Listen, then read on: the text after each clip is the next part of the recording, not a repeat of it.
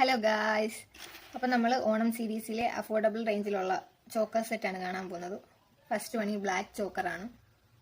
കണ്ടോ, നല്ല അടിപൊളി ചോക്കറാണ്. അതിൻ്റെ കൂടെ സ്റ്റഡാണ് വരുന്നത്.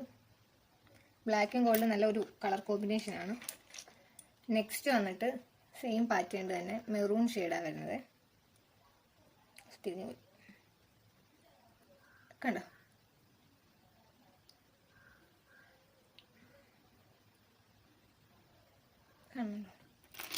അതിൻ്റെ തന്നെ അതിന് സ്റ്റഡാണ് വരുന്നത്.